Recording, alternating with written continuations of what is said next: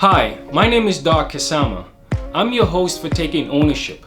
This is a show by entrepreneurs for entrepreneurs. If you want to own a business, this is the show to watch. Please subscribe so that you can get the latest episodes.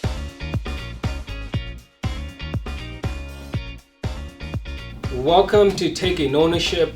Today's guest is Robert Pariagh, and he's come a long way to get to Calgary. And so I won't tell you how many continents he's lived on or how many continents he's done business on, but I do want to present this great guest of ours, and thank you very much for joining us today, Robert. Thank you, Doc. Thank you very much. I'm honored to be here, to be part of this interview. So my name is Robert Pariagh. From my accent, I'm from Trinidad and Tobago, which is in the Caribbean. I've lived in North America. I've spent 6 years in Africa. I've worked in Europe, and now I'm in Canada.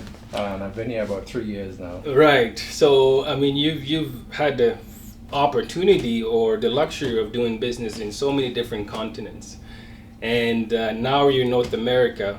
But as far as for our guests, what's that experience of living in different continents and doing business? Why don't we start there? As far as how has that been an asset for you, being an entrepreneur today? Absolutely. Thanks very much for that. Certainly, one thing I've learned is that people are very similar everywhere in the world. People are driven by very similar motives, regardless of your background, your ethnicity, the color of your skin, or the color of your hair. There's so many similarities. And when it comes to business, there's one truth. Everybody gets into business because, one, there's something you're passionate about, but two, and sort of above arching for me, is about making money. Mm-hmm. And if there's an opportunity to make a deal and to make money, then certainly everybody across the world, across the continent, if you're a business person, that's something that you always think about. And once you get into one, there's almost a bit of an addiction. If you get one working, you kind of want to do another one. That sounds like a true entrepreneur, and knowing you, that I would very much agree to how you're thinking. And so one of the things that you have experiences in is oil and gas, right? Yeah. So you did that for many years, and now you're a business owner in a diverse set of industries that has nothing to do with oil. Yes. Right? And so you kind of ventured into your current businesses that are very different industries. And so was that hard at all, or how has that transition been for you? Yeah, certainly. It was not easy, I would definitely say that. I think I worked in corporate environment for 25 years. And certainly there's a comfort and a discomfort in that. Comfort being that even if you have a bad month at work, you get paid. Mm-hmm. And it all works out fine. I mean, maybe you have a hard conversation with your boss about a hard month. But certainly when you're a business owner, you have a hard month and it impacts you directly because your businesses are not performing as well. And then ultimately, your compensation and your salary, you start thinking about it. Can I afford to keep doing this? Mm-hmm. So it is a hard transition, I would say. It takes a little bit of gut and feeling mm-hmm. about how you work and what you do. But if you're willing to take a little bit of risk, there's a little bit of reward. Mm-hmm. Mm-hmm. You take a lot of risk, there could be a lot of reward or a lot of failure.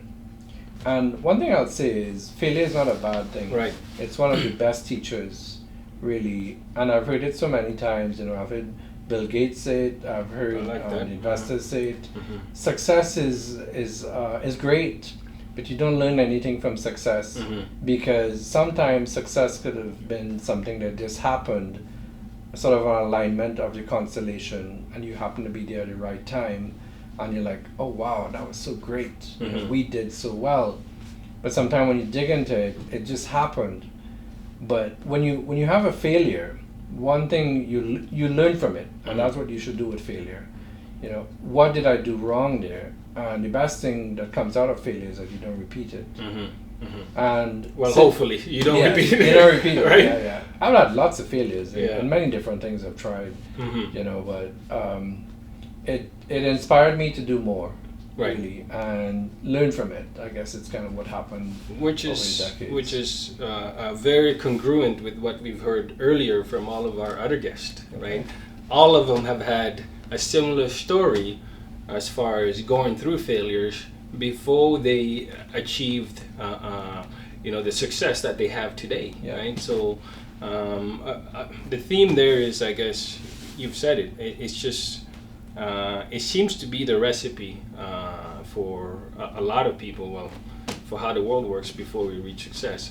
But just tell us a little bit about your ventures right now and kind of what are the businesses that you are involved in today's world. Yeah, I'll tell you about one of them. It's called Nutrition House. Mm-hmm. So it is a franchisee business. Mm-hmm. So I have three locations in the Calgary area here. We sell supplements and vitamins. We give people hope to some extent because many people don't trust pharmaceuticals because they don't understand what's in pharmaceuticals. And my biggest strength are the people that work at the stores. You can come in and have a conversation, whereas in many other locations, you either go, you know exactly what you want to buy, and you choose that, or you come in and you have a conversation about, well, here's what I think I need. Can you help me? Can you give me some more information? Right, and in today's world of this pandemic, I think more and more people have prioritized their health, right? And so, owning a nutrition house, have you seen any differences in people's behaviors, throughout kind of, this pandemic that's going on? Oh yeah, absolutely. I think building immunity was one of the key things that became more apparent that people need to be aware of on their own health. Simply because if you have a strong immune system, you are more likely to not contract a virus, Right. or any virus for that matter. So I think we've seen definitely more propensity of customers coming in, Right. asking about, how can I help build my immunity? Yeah. And it's, vitamin D's, vitamin C's, magnesium, probiotics for stomach as well. So certainly it's been a good space to be in, I would say. Obviously, disheartening that so many businesses have had to suffer, Right. and people individually because of COVID. But I think it's created, for my benefit and everyone else, a better awareness of what people should be doing with their health. And that's an interesting journey. How do you go from so much experience in oil and gas to eventually owning a nutrition house, which is supplements, right? Yeah. And like, how did you figure out that was the right thing for you as a business owner or as an entrepreneur to own several nutrition houses? Well, like I said, I had a few failures. I tried a couple of things at the start. I think when I left oil and gas, for me, it's a very cyclical industry. Mm-hmm. So when things are good, it's great. When things are bad, it's really bad. And it's just one of those minerals on the planet that goes through highs and then it goes through lows. Mm-hmm. And the thing that most big companies do when it's in a low point, the first point they go after, it's, well, we're overstaffed, or we have too many high-paid people, and let's try to get rid of that.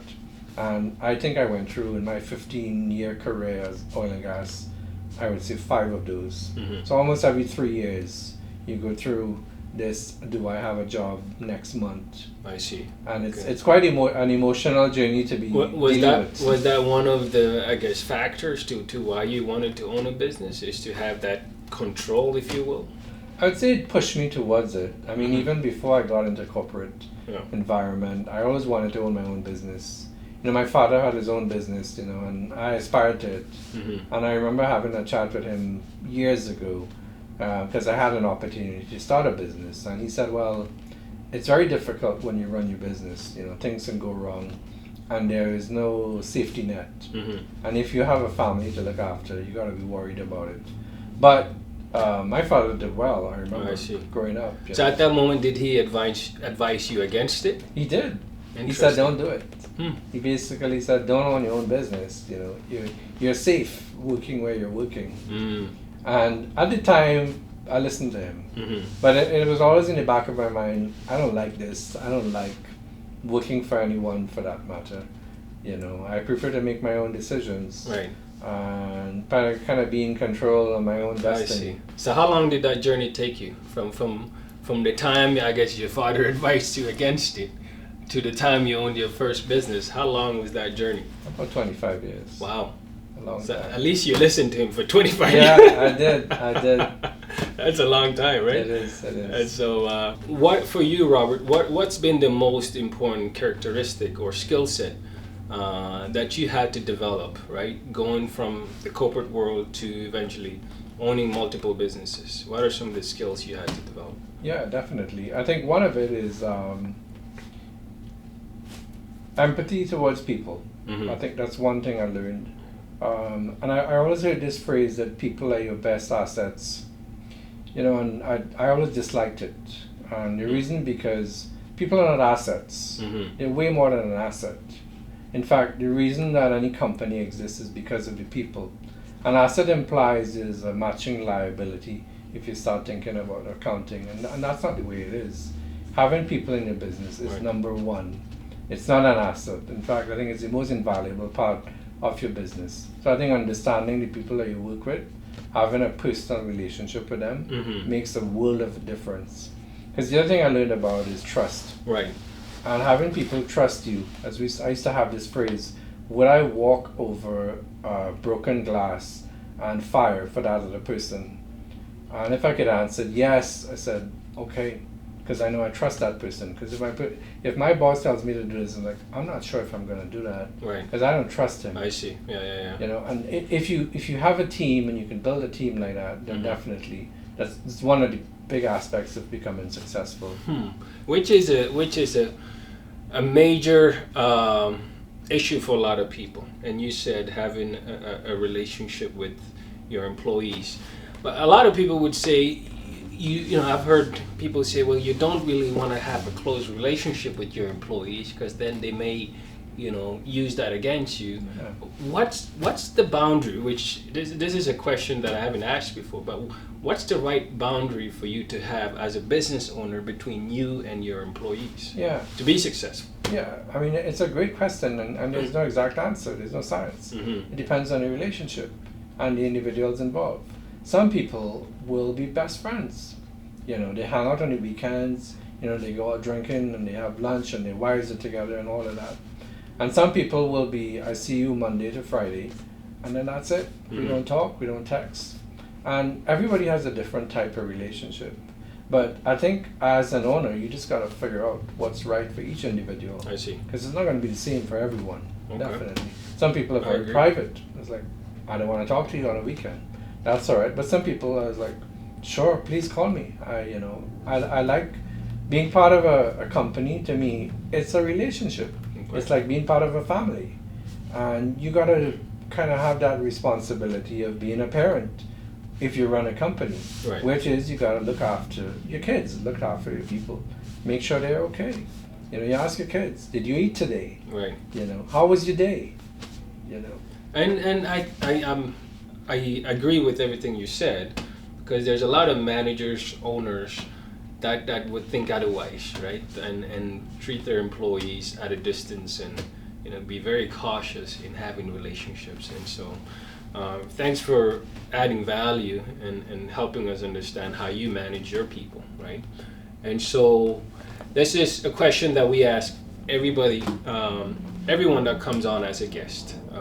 This is the secret question to our audience right now. So what are the 3 biggest lessons, right, you've learned over the year as a business owner? What is it? And I want you to be personal as far as I want our audience to get value out of this. If somebody hasn't been in business or thinking about getting into a business, what are the 3 biggest lessons that you can impart onto them as far as what you've learned? So Okay. we'll start with the first one. Yeah.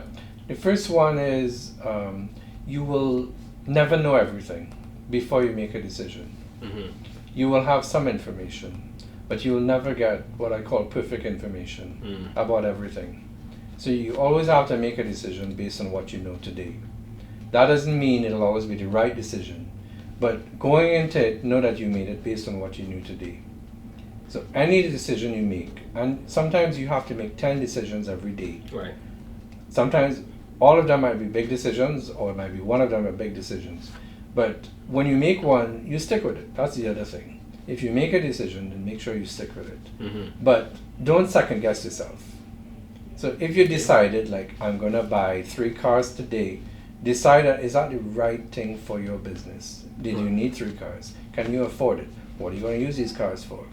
And so on. And if you answer all those questions and it makes sense to you, then it was the best decision of the day. Maybe next week it's going to be something else, but then you make another decision. Right. So how do you ensure that those 10 decisions that you make in a day, how do you ensure that those are good decisions that you're making? Yeah, absolutely. So, and we're all human. You're not going to always be correct, right? Let's accept that. So you will make bad decisions. That's definitely going to happen sometimes. But don't repeat them because it's a mistake. Right. You learn from the mistake as it is. So every time you make a decision, the other thing you decide is, do I need to make the decision? That in fact is a decision. Should I decide on that today? Or maybe not. Right. Maybe I wait in a week's time Mm-hmm. because I don't have enough information. But don't use procrastination as a way to manage, because I won't decide because I don't have enough information. Right. And I've seen that a few times. People are like, well, let's wait and see.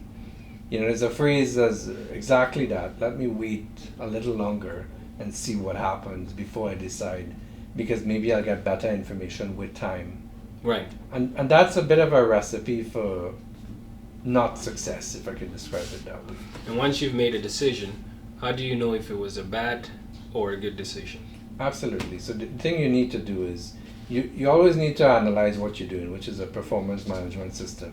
So if you decide, in the example I gave, to buy 3 cars, and you decided for your business, so you're running, let's say, for example, a cab company, and you bought 3 new cars, and 2 months down the line, you're not getting enough business. You start deciding, it triggers you to think, maybe I shouldn't have bought those cars. Mm-hmm. Maybe I should have bought 1. Why did I buy 3? Right. And then you start unraveling it. Well, why am I not getting more business? Which really is the question. Mm-hmm. And what am I not doing to get more business? Which is the thing you need to be doing, really. So even when you make a decision, sort of overarching, you got to have metrics about why you're making the decision, or what's going to underpin the success of those decisions. I see. Okay. So those metrics, I assume, you as a business owner, are those metrics the same for every decision you make, or are they different? They're different, Yeah. definitely. Okay. Definitely. I mean, like I said, some are big decisions. Do I buy a business, for example? That's a big decision to make. Right? And what's going to make you decide yes or no? So sometimes, even after all the analysis, it comes back to, does it feel right? Mm-hmm. And I've been in that space so many times. Mm-hmm. Is it feeling right? Am I getting a strange vibe? And I believe in that a whole lot. I see. Okay. Did I have a good conversation Right. with the incoming manager? How do I feel about it? Right. So all the analysis I do, you still want to go with what does it feel like for you? Mm-hmm. No, that's great. So that was the one lesson that I appreciate you sharing that. So number 2, what's the second thing our audience should take away from what you've learned? Be prepared to roll your sleeves up. You need to understand what you're doing, Mm-hmm. how it all works. Because if you don't, you're going to be relying on other people to tell you what they think it is. Mm. And you got to trust them. And sometimes they may or may not be truthful. And not only that, you can't really lead them if you don't understand what it is that you're dealing with. Right. So if you're going to run a business, you need to understand all of it, every aspect of it, how it works and how it doesn't work. That's interesting you say that. So you would say, if you're gonna buy a business, so you bought a nutrition house, you as an owner need to understand every aspect of nutrition house, including marketing, including sales, including, how the website works. Is that what you're saying? you need to have sufficient knowledge Mm-hmm. to intelligently have a conversation with it about the person that's running it. I see. And that's kind of always been my approach to all of Mhm. it. So if I were to buy a construction company, I don't need to know how to put a nail into a piece of wood, for example. Okay. But I need to understand what it takes to do that. Right. I'm not going to be the one that's going to be hammering a nail, Mm-hmm. but I need to understand what skills does a carpenter need to actually run that part of the business. Yeah. If I'm going to have a marketing manager, I need to understand how do I judge their performance, what are Right. the metrics. Okay. So and you get them to commit to, I can do these 5 things, and a month passes, have you done it? Why haven't you done it? Yeah, and that's been very in line with some of our other guests, and the way they phrase it is, you need to become an expert, an industry expert, if you will, right, in whatever business that you're running, right? Because if you're not, if you don't know ins and outs of your business, then you're right. Other people are going to be making the decisions. Oh yeah, that's right. So. And it may not be to your benefit, which is the worst part of it. Mhm. So, I Okay. mean, there will come a time that you create this level of trust with certain people that you don't need to second guess them. Right. So they will start making decisions for your business. And if you can create a cohesive team that they work such that they think more about the business Right. than perhaps sometimes the individual concerns, then you got a working team that can help you build your business as it is. Subject matter expert. That's the word I was looking for. Yeah, that's And it. so, what's the third lesson that our audience should take away today? I think one of the other things that I learned, and I kind of alluded to it early on, is knowing your team, certainly, and being able to trust people with certain things, which kind of goes against the second one I said. But the only reason that your business is going to be successful, you can't do everything because Right. you're one person. So certainly, how do you do what 5 people can do? You probably need 5 people. That's what it comes down to. So not only being able to lead, but you got to be able to create that capable team that actually can drive your business for you. Right. So even when you're not there, things are certainly happening, and they're taking the right decisions every day. That's going to be better for the business. So creating that team, Yeah. that's extremely super important for any business. Don't think you can do it on your own. There's some things you can do on your own, but you're going to be a lemonade stand Yeah. forever. And that's a hard thing to do because a lot of business owners and managers, unfortunately, like to micromanage people, right? And which, to your point, the business is not going to work very well when you're away from it, Yeah, right? exactly. And so, how do you empower your people Exactly. to make their own decisions, right? And to make the right decisions when you are away from the business, Yeah, that's right. right? That's and right. and how do you do that? Well, one of the things is, so when we're working through problems or issues, I mean, I may have a solution in mind, Mm-hmm. but then that's my solution, isn't it? Right. So sometimes I find it best to, what's the solution, manager? What's going to work best there? And if they come up with it, then they own it. I mean, if I'm completely against it, then I'll say, look, I don't think this will work. But if they come up with an idea and they say, well, why don't we do it this way? Okay, let's do that. Right. Definitely. But you own it. I see. So you're going to be running it. So you empower them to come up with solutions, Yeah. bring them to the table, and there has to be somewhat of a culture for them to do that, right? Because right. because I think what a lot of business owners have a problem with is creating that culture for people to actually bring ideas and decisions Yeah. that are working for you, Yeah. right? That's right. And if you don't allow them to do that, then what's the point? Why did you Yeah. hire them in the first place? That's correct. Right? I mean, as an owner, you hire managers, Mhm. right? And you'd also hire people that do things. But you got to create space, exactly as you say, for the managers to manage and lead Mhm. at the same time. So I'm not a fan of micromanaging people. Some things you need to micromanage. Some processes you need to micromanage. Right. But those are discrete. to say micromanaging a person, I think most people would not like that job. Eventually they will leave because they feel, well, I don't have space to breathe here sometimes. I see. Then that's not going to create success for you in the long term. It may solve your problem today, but longer term, that person is not going to want to be part of your business. That's awesome. Those are 3 great lessons, and I hope our audience took note of that. But I would advise everyone to remember those 3 lessons. Thank you everyone for watching this episode of Taking Ownership. If you want to hear more videos about entrepreneurs from all walks of life, please subscribe and stay tuned for our next episode.